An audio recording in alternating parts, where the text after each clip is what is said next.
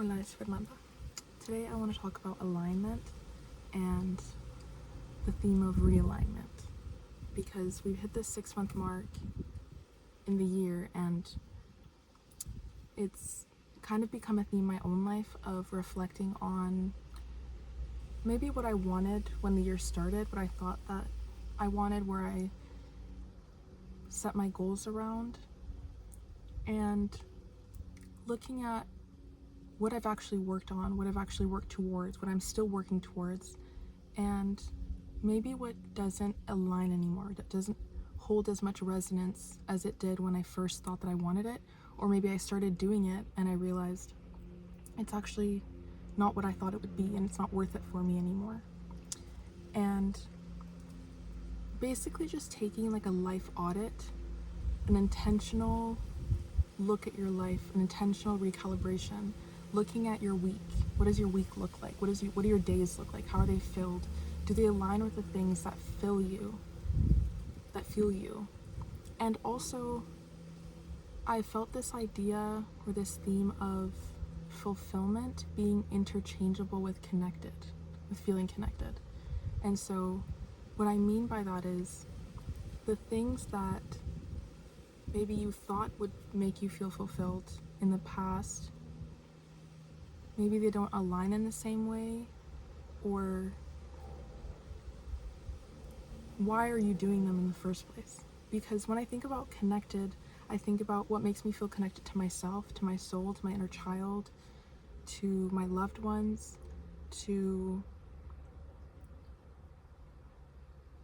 maybe strangers. But because it's in soul resonance, it doesn't matter that I don't know them, because they'll understand what I mean. Whereas the way that I might feel connected with my family is going to be different, or with my friends it's going to be different, because we might not align, we might not think the same around certain things. And even like if you're working towards a business or certain goals that haven't been achieved in your family before, or it's like a new thing in your family, even just healing old wounds. If you're like the black sheep in your family and you're healing a lot for them, then you can feel quite isolated when you're going through those changes, because you're not going to see them everywhere. But anyways, going back to this idea of alignment, I had this like reflection, right? And even like a huge release yesterday. And then I pulled these cards and they just felt very aligned with what I'm talking about. I'm using the Lightseers deck. And I pulled these cards. I pulled the Tower card, I pulled the Ace of Swords, and I pulled the Three of Cups. And the way that they came into what I'm trying to say is basically, for example, a tower moment. When you're in a tower moment, it means that you're in this season of recalibration, of uncertainty, and things are moving, things are changing around you, and it can feel very destabilizing because you're building a new foundation. You're basically being swept off or tripped up or whatever, and shown like a different way of seeing things. And it's up to you if you want to try to keep building off of what was, off of what you knew, or if you want to scratch that and completely start over and build a new foundation from whatever this new perspective is. And a lot of us get thrown into this tower moment and we don't choose it. But what I felt with that theme of alignment is you can intentionally choose, maybe not to have a tower moment, but to bring in the energy of that and ask yourself, like, where is my life right now? What do I want? What do I not like anymore? Where do I need changes? Where can I bring in more truth and honesty to help me to see things differently? And maybe like what new foundations need to be placed right now? What new foundations have I been building, and how are they affecting my life in a good way? And basically just to say, like, you don't need things to happen in your external world in order for you to start making changes that feel aligned with what you want. And it takes work, and it takes discipline, and it takes making hard choices sometimes, but it doesn't mean that it's bad. And there's a sense of control, I guess, that comes with you taking responsibility for your life and accepting that it's up to you. And if you're not happy with something, you get to change it. You have that choice. Then the Ace of Swords came in, and I wrote notes because I had like specific things that oh, and with the Tower one, it's like magic. In the card it says it's magic disguised as unpredictability. And because you've already lived what you know, like you can only live what you know by repeating those habits and patterns, when you allow that magic, that unpredictability to come in, it is magic because you can't predict it. You don't know where it's going to end up. You don't know what it's going to bring into your life. And a lot of the time, in you acknowledging that you need to step up into a different version, you need to do something that feels hard, you automatic I don't know why I'm like stumbling my words. You jump to a different timeline that's basically saying you can receive more, you can receive greater things because you are greater, you've stepped up to a greater version of yourself. Whereas if you had continued living the way you were living, you wouldn't have been able to receive those things because you'd be in that same loop. And there was no way of allowing anything new to come in. You weren't making space for it. When you have these Tower moments, when you have these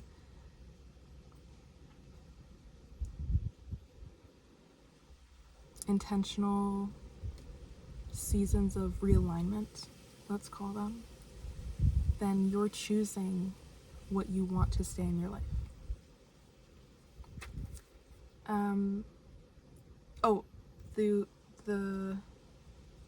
The Ace of Swords is to basically asking you to see things as they really are, to be more honest with where things are at in your life, different relationships. And that's also what ties in the Three of Cups, is like using your relationships around you to mirror, to help you reflect who you are being right now. And because really the only way that we learn is through relationship. It doesn't have to be romantic. It could be a family member, a friendship, work colleagues. Like, what is it that bothers you? What is it that triggers you? What is it that hits something around certain people, and why? Like, just be curious about what are they reflecting back to you, that maybe it's a new cycle or pattern that you hold that you weren't able to see before. And that's tying in the Ace of Cups, of like just seeing things as they really are. Not that they're bad or good, just do they align right now or not? And what might align more? And I'm saying this too because it's something that I'm kind of working through right now, of realizing that a lot of the things I thought I wanted, I started to do, and they don't feel the same. And in other aspects of my life, especially like working on my art and this, how can I make it sustainable for me? Because a lot of the time we compare ourselves, and I talked about this with my best friend recently, that we were saying how we have these goals, we have these ideas of where we want to be, what we want to be doing. And we have so many examples around us. And yes, those examples are permission for us. They're showing us we can do it too. And separating the ego from that, and not creating these huge expectations for ourselves of, because they did it this way, that's how I have to do it. Because they can do it, then I have to be able to do it. We all have a different capacity for everything. Emotionally, physically, mentally, even like the capacity to step out of your comfort zone. Some people live with no regrets and they don't believe in embarrassment. And some people, they're a little bit more shy, and it takes a lot of little steps to get to the same place that someone could just jump to. That someone else could just jump to. And so right now, I've really been trying to just ground in, it's not going to look the same for everyone, and especially not for me. My story is going to be different, and that's good. And what feels good for me now, and how can I make it sustainable? What things are actually important to me? What things do I want to start making more time for?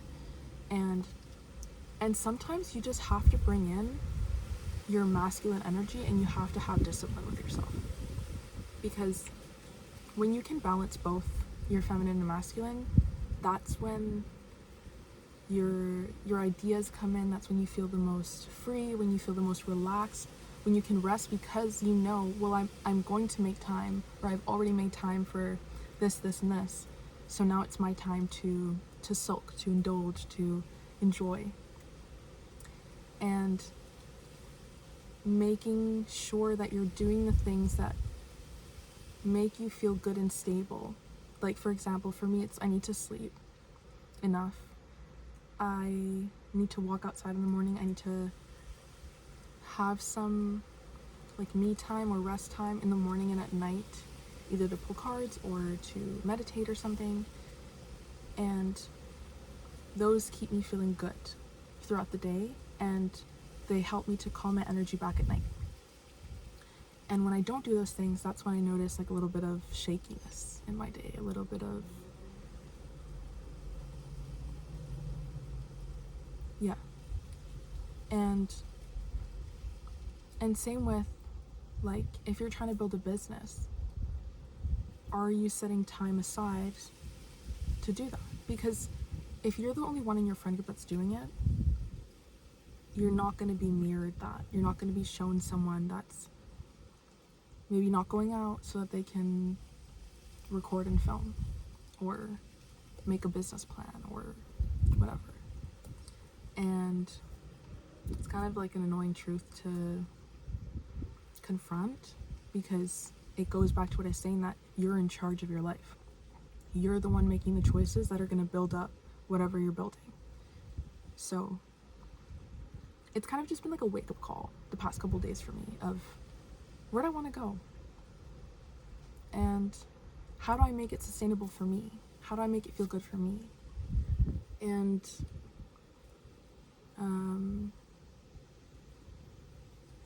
yeah.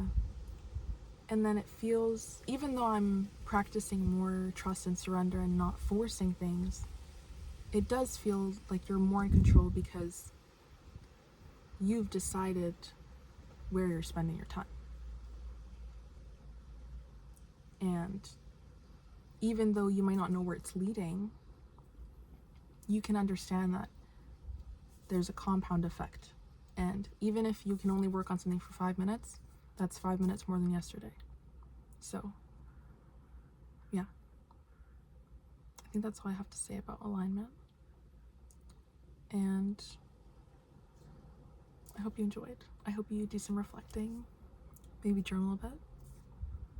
And I hope you get to spend some time outside today. I'll see you in the next one.